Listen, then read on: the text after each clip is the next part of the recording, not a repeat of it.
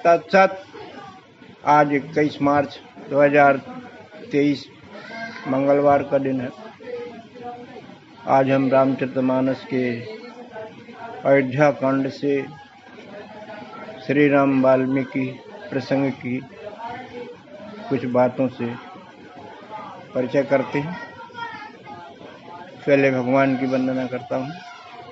नीलांबुज श्यामल कोमलांगम सीता समारोपित वामभागम पाणौ महासायक चारुचापम नौमि रामं रघुवंशनाथम्। उद्भव स्थिति सार कारणीं क्लेशहारिणीं सर्वश्रेयस्करीं सीतां नतोऽहं राम वल्लभम्। तुमरो पवन कुमार खलवन पावक ज्ञान धन जासु हृदय आगार बसु राम सरचापधर।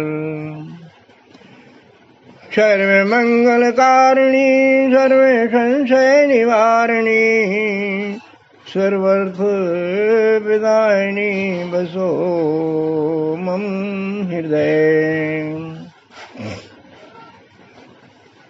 सर्व आत्मस्वरूप बंधुओं, मेरा अभिवादन स्वीकार करें।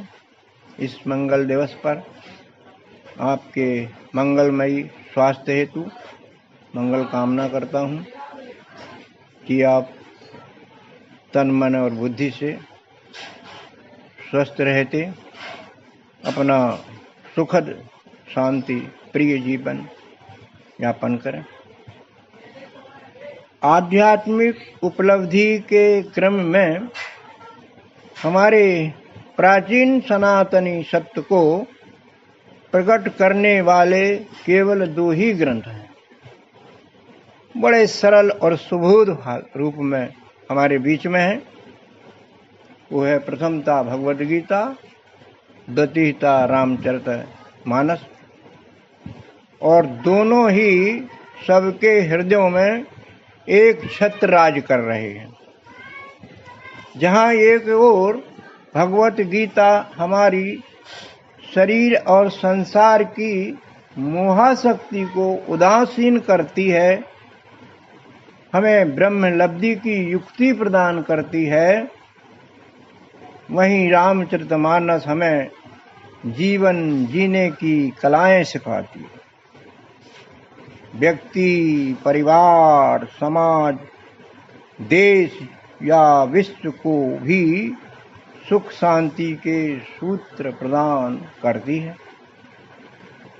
रामचरितमानस के नामकरण में 3 शब्दों का अनुपम मेल है: राम, चरित और मानस। राम ने जिसमें चरित्र किया वो एक मनुष्य का चरित्र हमको दिखता है, या इसको उल्टा कर दें, मानस चरित राम। यदि मनुष्य इस ग्रंथ के अनुसार चरित्र करे तो राम बन सकता है, गारंटी। रामचरितमानस में परमात्मा के सर्वोत्तम अवतार श्री राम के जीवन की कहानी तो है ही। उन्होंने समाज में व्याप्त धर्म ग्लानि को भी समाप्त किया, धर्म संस्थापन स्थापित किया।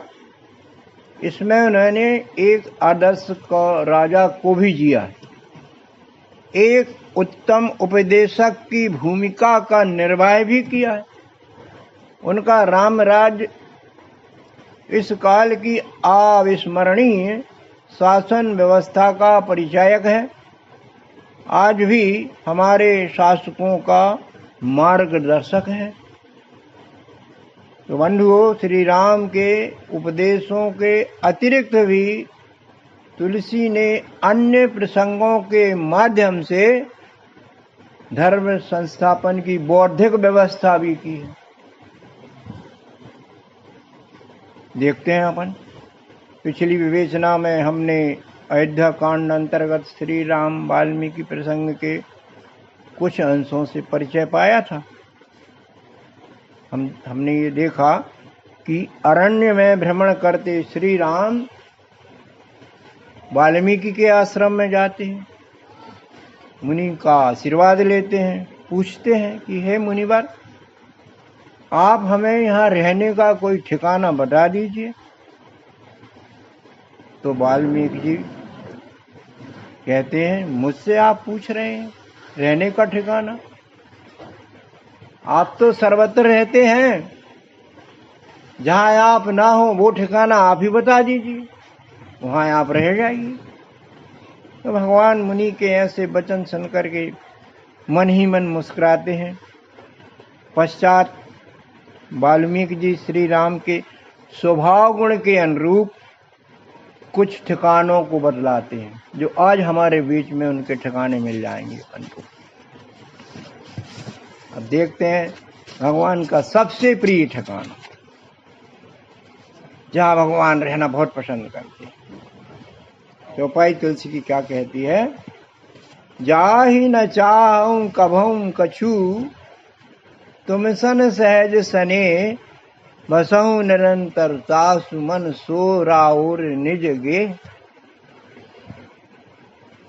हे राजन, आप उनके हृदय में रहिए जो कुछ चाहते ही नहीं, सिर्फ आपका प्रेम ही चाहते हैं।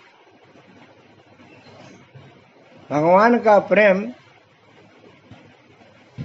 कुछ पात्रों ने पाया है हमारे रामचरितमानस में, जिनमें भरत जी का विशेष उदाहरण प्रस्तुत है। भरत जी कहते हैं, अर्थ न धर्म न काम रुचि, गति न चहूं निर्वाण, जन्म जन्म रति राम पदे यह वरदान नयन। हे प्रभु, जैसा कि हम जानते हैं 4 प्रकार के पुरुषार्थ होते हैं। शुद्ध अर्थ से यथार्थ धर्म पर चला जा सकता है। पश्चात निष्काम कर्म होते हैं जो हमें मुक्ति की ओर ले जाते हैं। ये क्रम है अर्थ धर्म काम मोक्ष का। महाराज जी कहते ये कुछ नहीं चाहिए मुझे तो जन्म जन्म आपके चरण कमलों से आसक्ति चाहिए। भगवान का पद क्या है? ये विश्वरूप पद है भगवान का। विश्वरूप से आसक्ति चाहिए मुझे। सीताराम चरण रति मोरे, अनुदिन बणई अनुग्रह तोरे। सीता और राम प्रकृति परमात्मा प्रेम मुझे चाहिए, और मेरा ये प्रेम दिन रात बढ़ती रहे, मुझे और कुछ नहीं चाहिए। इसलिए भगवान को भरत बहुत प्रिय थे। ये प्रमाण मिलता है राम वन गमन के समय के प्रसंग में श्री राम माता कैकेयी से कहते, क्या कहते? भरत प्राण प्रिय पावहि राजू, विधि सब विधि मोहे सन्मुख आजू। प्राणों से प्रिय मेरा भाई भरत यह अयोध्या का राज्य स्वीकार करते हैं। इससे बढ़कर के मुझे कुछ आनंद नहीं है। परमात्मा मेरे अनुकूल है। इस समय बन जाना मुझे अनुकूलन प्रदान कर रहा है, क्योंकि वहाँ क्या होगा? मुनिगण मिलहि विशेष बने, सकल भांति हित मोह। तेहि पर पितु आयसु बहुरी, जननी सम्मत तो। अरे माता पिता की आज्ञा मिल गई वनवास की, और उस वनवास में मुझे मुनि लोगों का साथ मिल जाए, विशेष रूप से मेरा भला होने वाला है। श्री राम का प्रेम देखिए आप अपने स्वजनों के प्रति, ऐसा हमारे को भी होना चाहिए अपने स्वजनों के प्रति। तुलसीदास जी क्या लिखते हैं?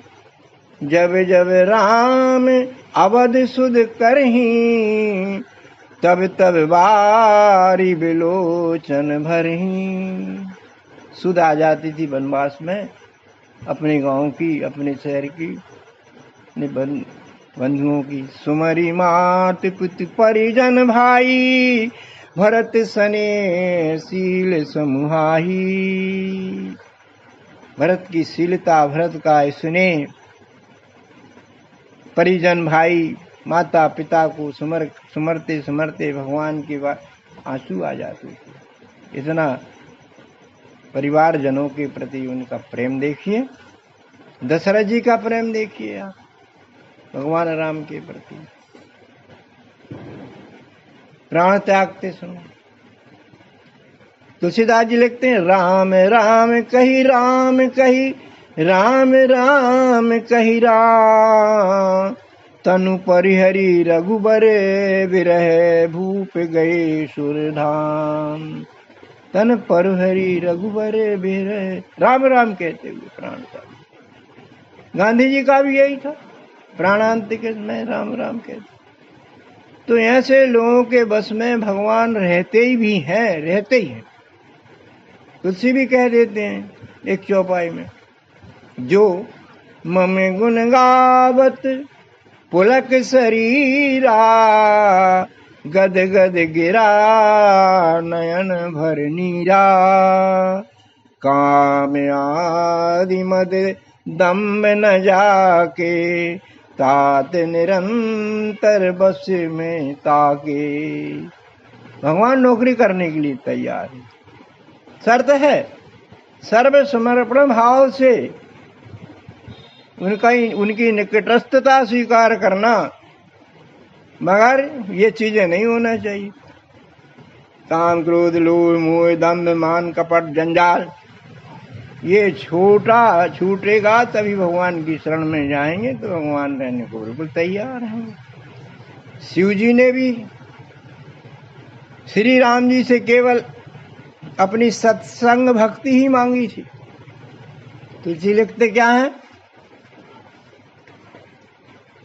बार बार बर मांगहूँ हर्षि देव श्री रंग, पद सरोज अन पायनी भगति सदा सत्संग। ऐसा सत्संग दीजिए प्रभु जहाँ आपके चरण कमल की सेवा हो सके, ऐसी भक्ति मांगी भगवान से। तो बंधुओं, जिसका अपना शरीर भाव नहीं है, तो वह शरीर के लिए जो कुछ भी सुख सुविधा है नहीं चाहता है, तो फिर चाहता क्या है? आत्मा राम ही चाहता है, बस और कुछ नहीं। जब किसी का व्यष्टि भाव शून्य हो जाता है, तो उसका समष्टि भाव आना तय ही है। जगत भाव शून्य होते ही विश्व भाव का काम करने लगता है। तो ऐसा साधक भक्त विश्व रूप बनने की सामर्थ्य रख लेता है। और फिर जो विचार कर हो मन माही, हरि प्रसाद कछु दुर्लभ नाही। जानत तुम ही होई जाई, तुम्हारी कृपा पाए पर कोई, ये सब साधन से नहीं होई। आगे की चौपाई देखते हैं। भगवान को ठिकाने के रूप में तुलसीदास जी कहते हैं, लिखते हैं, यही विधि मुनिवर भवन दिखाए, बचन सप्रेम राम मन भाए। बड़े अच्छे लगे जो भी ठिकाने बताए। कहे मुनि सुनऊ भानुकुल नायक, आश्रम कम कहूँ समय सुखदायक। इस प्रकार अब तक जो स्थान वाल्मीकि जी ने श्री राम को बताए, ऐसे स्थानों में श्री राम को कोई आपत्ति नहीं लगी, सुखदाई ही लगे, क्योंकि गुण रूप से श्री राम वास्तव में उनमें आज भी विराजते हैं। ऐसे भाग्यवान पुरुष अपने में राम राज्य आज भी अनुभूत करते। आगे मुनि आखिरी ठिकाना बताते, क्या कहते हैं तुलसीदास जी? चित्रकूट गिरि करहु निवासु, तह तुम्हार सब भांति सुपासु। सुरसरिधार नाउ मंदाकिनी, जो सब पातक पोत डाकिनी। आप चित्रकूट में रहिए, वो बढ़िया स्थान है, सब प्रकार की सुविधाएं हैं वहाँ। सुरसरी यानी गंगा जी की नाम बदल के मंदाकिनी वहाँ बहती हैं, जो समस्त पापों का विनाश करने वाली हैं।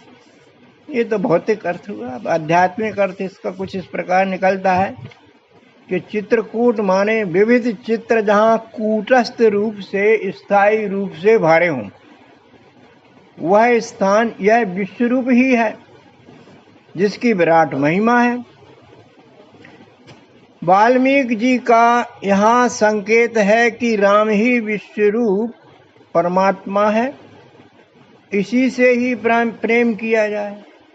राज तिलक के समय की चौपाई में तुलसी कहते हैं, क्या कहते हैं?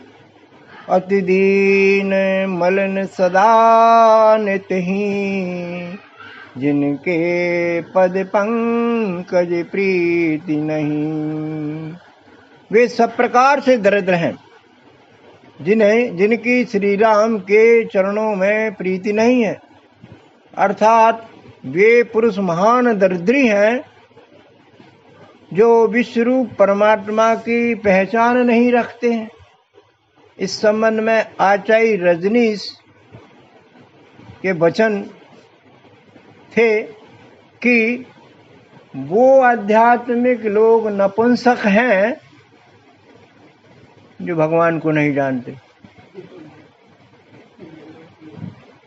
भगवान को जानना फिर अध्यात्म शुरू होना। बताइए आप। एक बात और रजनीश की बताता हूँ आपको, बहुत ही काम की है। उनके विचार हैं, बड़े सुंदर हैं। वो कहते हैं कि सभी लोग गरीबों की गरीबी हटाते हैं, उनके पक्ष में होते हैं, पर मैं अमीरों के साथ हूँ, उनकी अमीरी बढ़ाना चाहता हूँ, क्योंकि अमीरी के कंधों पर ही गरीबी बैठाई जा सकती है।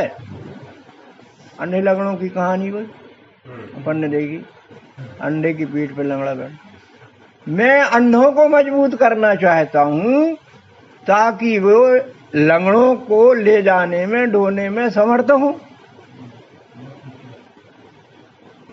कर्ज वाली सरकार क्या कभी गरीबी हटा सकती? या परिवार का कर्जदार मुखिया क्या अपने परिवार की गरीबी हटा सकता है? इसलिए रजनीश ने कहा अमीरों का होना अत्यंत ही अनिवार्य है। धन धन परिपूर्ण सस्य श्यामला, देश में साधन संपन्नता हो, देश अमीर हो तो वहां गरीब हो ही नहीं सकती। गरीबी ऐसे मिटती साहब। अमीर आज देखिए आप, अमीर लोग ही बड़े बड़े कारखाने चला रहे, उन कारखानों में कितने लोगों को भोजन व्यवस्था बन रही है। बड़े बड़े ठेके, बड़े बड़े काम बड़े बड़े अमीरों के हो रहे हैं। बिना अमीरों के गरीबी हट ही नहीं सकती है। इसलिए रजनीश ने उनका पक्ष लिया है। बाकी तो सरकारें गरीबी हटाओ, गरीबी कभी हटी नहीं, लगी रहती है सब। तो ये बात कुछ पसंद की आई हम। आगे बढ़ते हैं। निष्कर्षता यह राम वाल्मीकि प्रसंग कुछ लक्ष्यार्थों का संकेत हमें करता है। गीता करती है। कोई भी सत्संग करता है, कोई भी सत्संग करता है, एक उसका भावार्थ होता है, फिर उसके लक्ष्यार्थ भी निकलते हैं कि हमको क्या क्या चाहिए, हम कितने गहरे पानी में, हमें कितना आगे बढ़ना है आदि। ये सब बातें ये सत्संग अपन को सिखाते हैं। कुछ नीति सम्मत निर्देशक सिद्धांत ये प्रसंग हमें देता है, देखते हैं हम। पहला क्या है? श्री राम जब वाल्मीकि जी को प्रणाम करते हैं, ऋषि का आशीष उन्हें मिलता है। मुनि कहे राम दंडवत कीना, आशीर्वाद विप्रवर्दीना। भगवान ने अहंकार विहीन होकर के प्रणाम किया है। प्रणाम करने में राम जैसा समर्पण चाहिए आज भी, और आज गुरु जैसा स्नेह भी अनुकरणीय है। दोनों का मेल होता है। गीता ने तो बढ़िया कह दिया, तद विधि प्रणिपातेन परिप्रश्नेन सेव्या उपदेक्षन्ति ते ज्ञानम ज्ञानिनः तत्वदर्शिनः। तत्वदर्शन की क्लास में जाओ तो पहले प्रणाम करना पड़ेगा। आप यहाँ प्रणाम करते हैं आसंदी को आकर के, यही तो विधि है। प्रणाम नहीं करते उतना फायदा नहीं मिलेगा। मैं भी करता हूँ प्रणाम, तो ये विधि है ज्ञान पाने की। कहते हैं कि अध्यात्म जो है गुरुओं के मुख के अलावा हाथ पैरों के पोरियों से भी प्रवाहित होता है, उनके चरण पढ़ने से, उनका आशीर्वाद लेने से। इसलिए वो ज्यादा प्राप्त करते हैं जो अन्य से। तो ये व्यवस्था हमको मिलती है सीखने को। कबीर साहब तो कह देते हैं गुरु शिष्य के बारे में कि गुरु को ऐसा चाहिए शिष्य से कछु न ले। गुरु को ऐसा चाहिए शिष्य से कछु न ले, और शिष्य को ऐसा चाहिए गुरु को सब कुछ दे। क्या बात है, लेन देन बराबर हो जाता। तो बंधुओं, अध्यात्म ग्रहण करने की विधि ही ये है। दूसरी विधि ये है, आते हैं अपन बैठ जाते हैं, फिर क्या शुरू होता है? एकाग्र मन से हमारी श्रवण इंद्री काम करती है। यदि वो स्वस्थ है तो सुनने का रहता है। बिना इसके विश्वरूप का दर्शन संभव नहीं है। इसलिए श्रवण इंद्री से बाहरी संसारी कचरा ना भरें। ये कचरा हमको ब्रह्म ज्ञान में आने से रोकता है। गीता का मंत्र कहता है, ध्यायतो विषयान पुंसा संगो तेषु उपजायते, संगात् संजायते काम, कामात् क्रोधो विजायते, क्रोधात् भवति सम्मोहः, सम्मोहात् स्मृति विभ्रमा, स्मृति भ्रंशात् बुद्धिनाशात्, बुद्धिनाशात् प्रणश्यति। देखते हैं विषयों को ध्यान से मन में जाता है, आसक्ति बढ़ती है। आसक्ति के कारण विषय को पाने के लिए साधनों की पवित्रता का ना ध्यान रखते हुए बुद्धि भ्रष्ट हो जाती है, और बुद्धि भ्रष्ट होने से पतन निश्चित है, निश्चित है, निश्चित है। ये गीता की बात है। तुलसीदास जी कहते हैं शिव पार्वती सत्संग में कि जिन हरि कथा सुनी नहीं काना, श्रवण रंद यही भवन समाना। इन कानों से, श्रवण इंद्री से भगवान की गुणगान कथा या सत्संग की चर्चा नहीं सुनी तो ये कान वो सांपों की बामी जैसी हैं, कानों के छेदा। तुलसीदास जी ने कहा सावधान रहो, इनमें अच्छी बात आना चाहिए। तो बंधुओं, हमारे सारे सदग्रंथ, सारे संत हृदय सज्जन लोग सभी हरि कथा कहते हैं, सभी सम्माननीय हैं। सादर नमन करके ही हम इनसे कुछ प्राप्त कर सकते हैं। इनके प्रतीकों को भी नमन करने से हमारा अहम भाव तिरोहित होता है।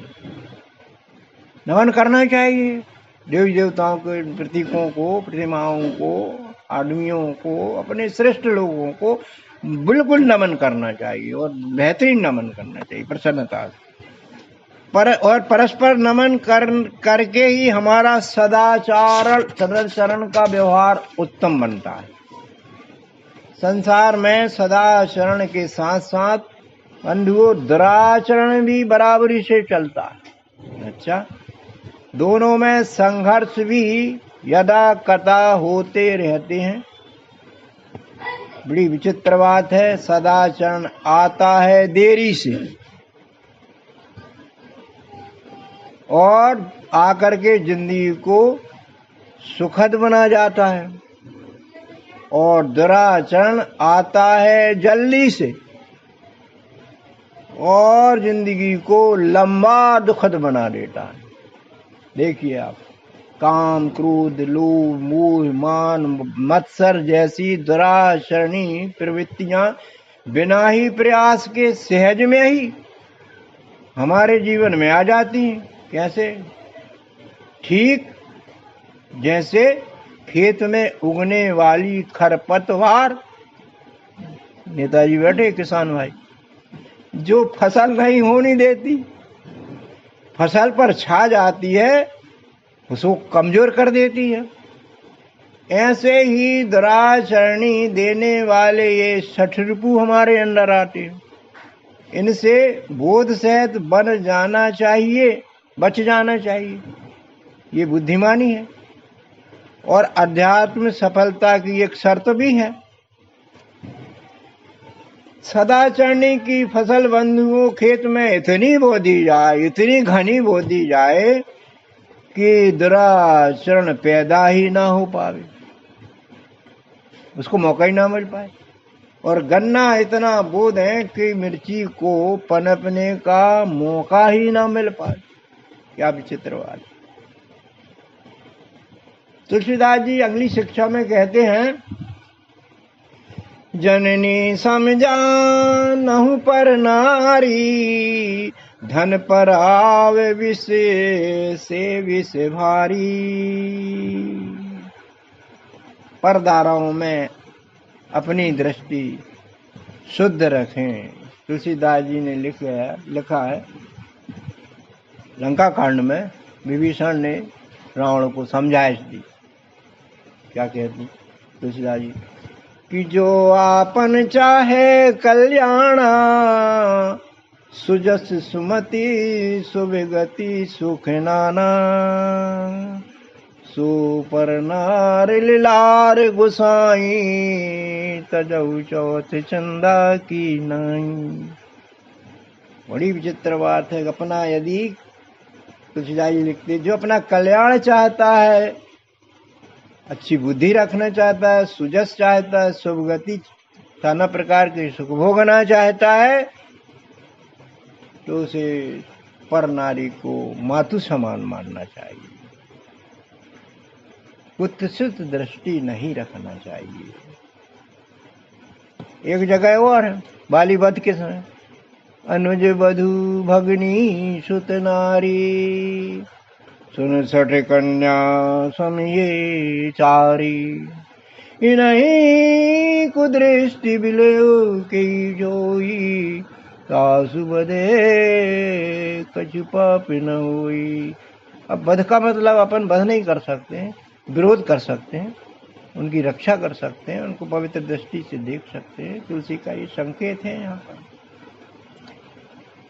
यदि हमारे जीवन में बाली और रावण की छवि रही, तो बंधुओं राम के तीर खाने के लिए तैयार बैठे रहे। हमें महिलाओं को आज मजबूत करना नहीं है, लगता तो उल्टा है। महिलाओं को मजबूत नहीं करना है, बल्कि उन्हें कमजोर समझने की समझ मिटाना है। कमजोर नहीं, आज देख रहे हैं अपन, पुलिस, पहले पुलिस में नहीं रहती थी महिला, आज देखिए आप सेना में बड़े बड़े भारी आर्मी में वायुयान उड़ा रही, खादी के काम कर रही, बंदूक सवार है। किस बात की कमी? दिमाग वही सब कुछ, केवल लैंगिक भेद, बाकी पावरफुल है। तो उन्हें मजबूती सुखा, माने ये नहीं कि वो कमजोर है, अब अबला बबला कुछ नहीं, अब वो सब बलवान है। हमारी समझ ने उनको कमजोर किया है। पर धन को भी विषैला धन मानने की बात तुलसीदास जी ने कही, जबकि आज देख रहे हैं धन का खेल कितना हो रहा है। कुछ अब जेब काटना तो बंद हो गया, मगर आप धोखाधड़ी इंटरनेट पर देख लीजिए चल रहा लेकिन अब बुद्धिमान लोग दिमाग से काम करके ठगी कर रहे हैं। अकाउंट से देखिए आप कर रहे हैं कि नहीं धन का उपयोग। और जबकि तुलसीदास जी कहते हैं कि धन एक विपत्ति है। कैसी है कि धन की प्रभुता मद पैदा कर देती है।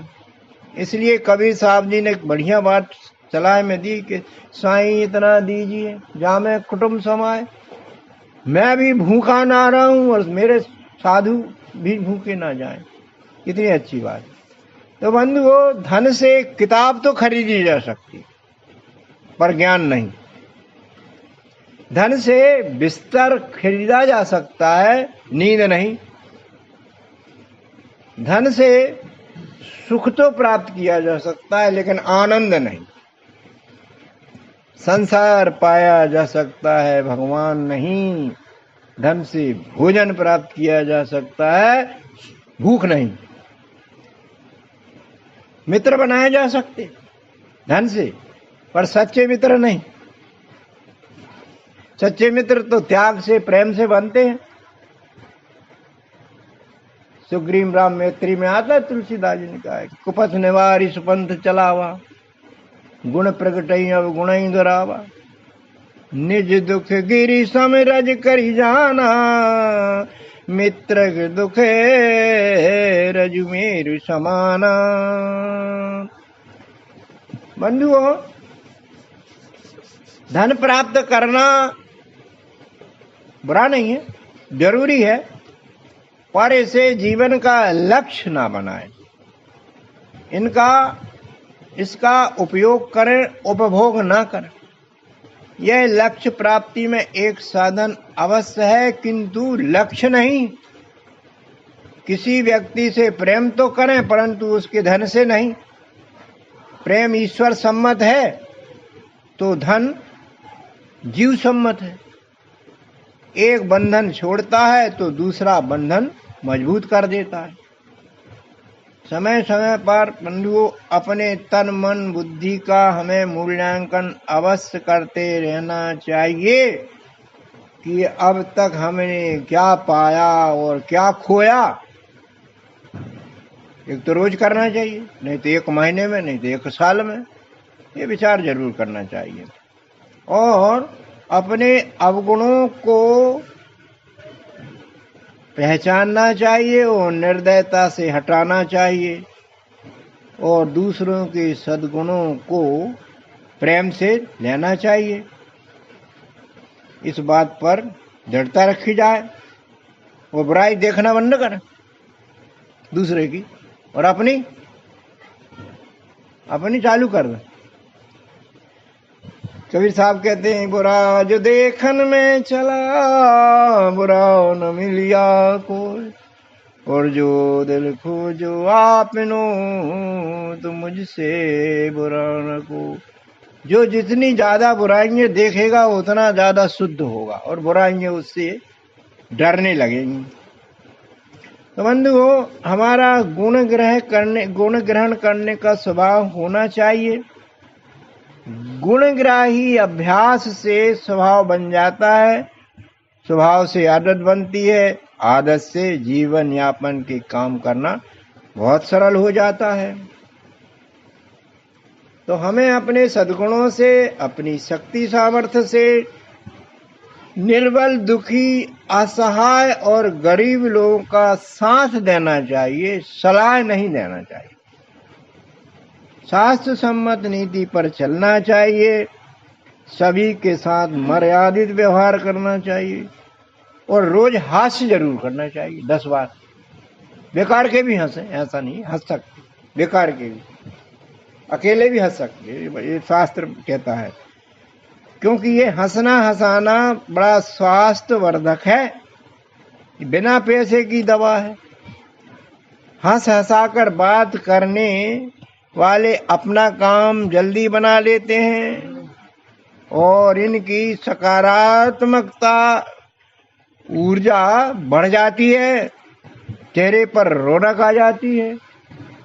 किसी से कुछ काम बनाना है तो पहले उसको हंसा जरूर दीजिए आप, इसके बाद बात करिए तो निश्चित रूप से सकारात्मक परिणाम मिलना शुरू हो जाते हैं। लेकिन हास्य शुद्ध रहे, हास्य व्यंग्यात्मक रहे तो अपने ऊपर रहे, दूसरे के ऊपर ना रहे। व्यंग्यवाणी वर्जित है, हास्य में व्यंग्यवाणी वर्जित है। ये कहलाता हंस हंस के मारना। इस स्वभाव से बचें, इस स्वभाव से बचे और जो ऐसा स्वभाव का हो उससे दूरी बना ले। तुलसीदास जी कहते हैं। अन्य बात देखते हम, हमारे जीवन में कोई बड़ी उपलब्धि आती है किसी भी प्रकार की, तो हमें किसी भी प्रकार का अहंकार नहीं सजाना चाहिए। और ये अहंकार कब होता है? गीता जी कहती हैं 5वें अध्याय में, ना प्रहस्येत प्राप्य चा प्रियम, ना उद्विजेत विजेत प्राप्य चा प्रियम, स्तर बुद्धि असमूढ़ा ब्रह्मविद ब्रह्मणि ते स्थिता। अहंकार विहीनता अध्यात्म के मार्ग में आगे बढ़ा देती है। ये कैसे प्राप्त की जाती है? कि प्रियत्व की प्राप्ति पर प्रसन्न ना हो और अप्रियत्व की प्राप्ति पर दुखी ना हो।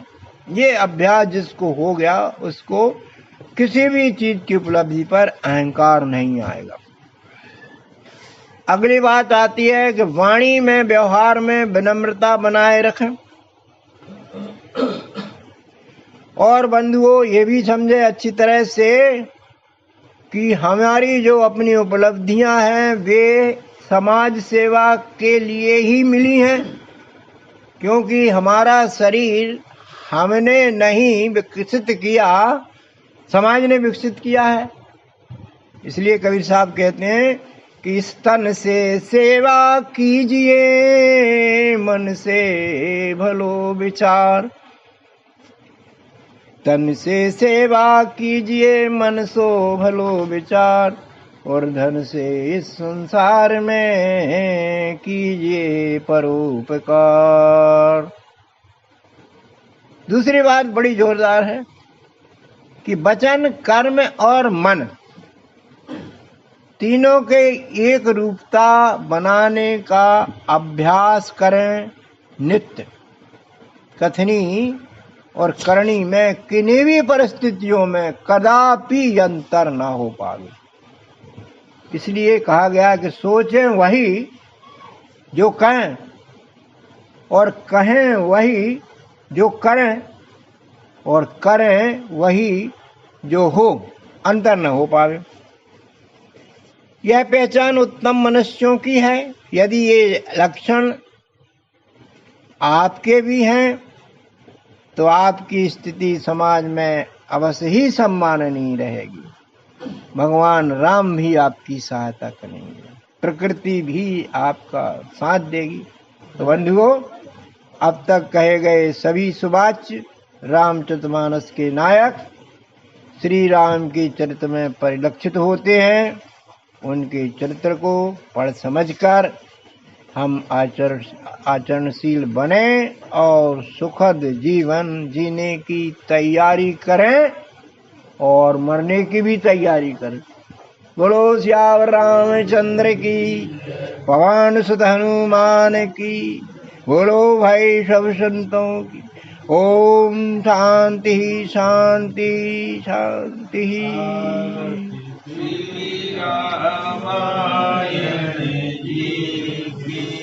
कीरत कलत ललित सिय भवद ब्रह्मा ऋग मुनि नारद वाल्मीकि विज्ञान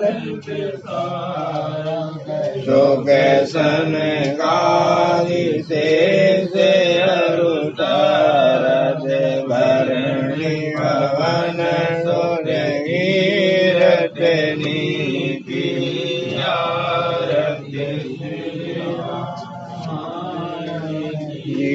की वेद पुराण अष्ट दस चौदाग्र मुनि जन धन संतन को सर्वस सारयंस सम्मत की आरती श्री रामायण जी की गावत संतत सामु भवानी अरुगत संभव मुनि विज्ञानी व्यास आदि कवि बखानी तार भूषुंड गरुण गेहि श्री रामायण जी कलिमल हरण सरस बीजी शोभग श्रृंगार मुक्ति जुवती की ललन रोग अमी की तात मात सब विधि तुलसी की आरत श्री रामायण जी की कीरत कल जय जय सीताराम जय लक्ष्मण जय कबीर सुग्रीव की जय अंगद हनुमान जय जय कागभूषण जय गिरि उमामय जय मिनिवार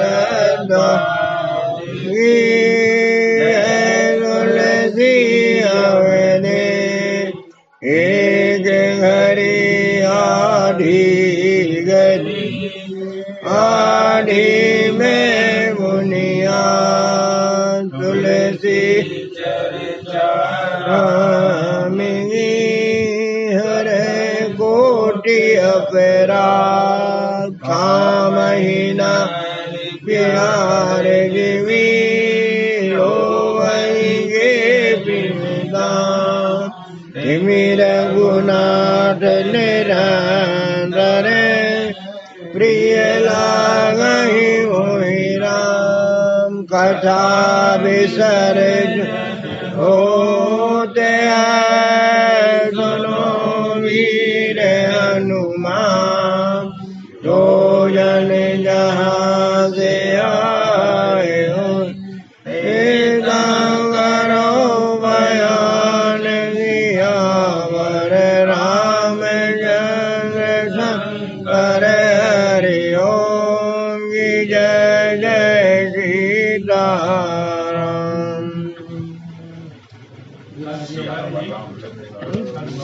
प्रारंभ हो रही है।